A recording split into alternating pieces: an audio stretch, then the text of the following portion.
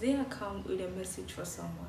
And even if you feel like this message is not for you, it may be for someone in your network, a friend, or someone just on your friend list on Facebook, on Instagram, or on your WhatsApp status. So please share this with someone.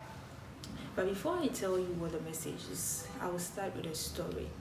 A story I'm sure you are familiar with because if you are a church goer, you might have heard this story or even read it yourself more than once. Hey, are you in a state of confusion right now? Confused about how to know who to say yes to, how to know who to spend the rest of your life with? Maybe you are wondering how to hear God, or you just don't want to make the wrong choice. You are really serious about marrying in the will of God. Well, this book right here, Understanding God's Will for My Life, is a book you need. It has helped so many people find clarity on how to know who the person they should get married to is. So check the description box to see how you can get your own copy today. So a father had two sons, and one of them decided one fateful morning or one fateful day to leave the house. So he asked the dad to give him his portion of the wealth so he could leave the house to go live his life, have his freedom, and enjoy life on his own terms. The dad obliged. The son left. He left and he went to a far country. I guess very far away from his dad because he wanted his freedom, right? When he got there, he began to enjoy life, or so he thought. He spent all that he had. When everything that he had finished, unfortunately for him, there was famine in the land. And he began to be in lack because remember, he had nothing left. So what did he do? He decided to go look for a job. So he got a job and he had to take care of swine. And guess what? The situation was so serious that he wished he could even feed on the food that the swine ate, but he didn't get any. So here's the thing. The guy sat down and thought about the life that he was living in his father's house, compared it to the life that he was now living, how he spent his money and everything got finished, and he now had to do this work and even struggle to eat. And he told himself, you know what, I have made a mistake. I don't think I should have left my father's house. I think that this whole enjoyment thing was a scam. I'm going to take a very hard decision. I'm going to go back to my father. And yes, I know that I was wrong. And so I'm going to tell my father that I have sinned against him. I'm going to tell him that I'm wrong. And even if my father decides not to take me back as his son, I don't mind serving as one of his servants.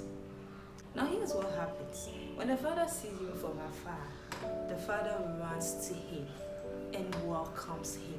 That is my message for you today. You may feel that you've gone too far away from God. You may feel like you've messed up big time. You wanted freedom. You wanted to live life on your own terms. So you left your father's house. You left the presence of God and you went into the world. Use whatever it is that God blessed you with, to enjoy life, or so you thought. And now you've gotten to the point where, like this son, like this guy in this story, you got to a point where you've realized that life was a scam.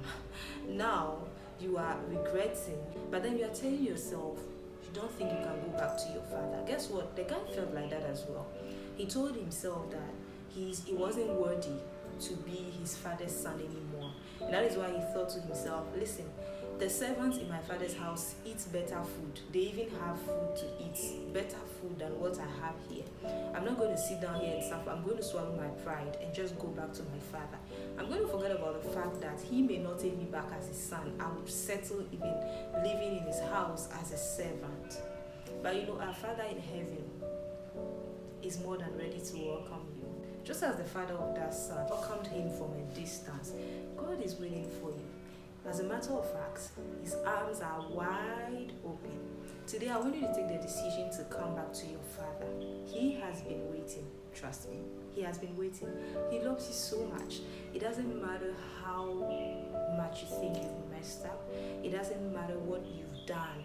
It doesn't matter how much you disappointed him. He has a big heart. He's loving. He's full of mercy. He's compassionate. If only today you will take the decision to come back, he would receive you.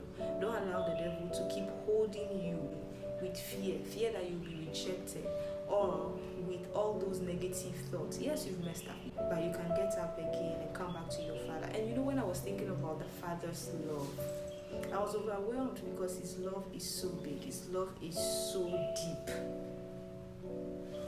So deep. So I want you to think about his love for you rather than how much you've messed up. Today, I would like to invite a prodigal son, a prodigal daughter to come back to the Lord.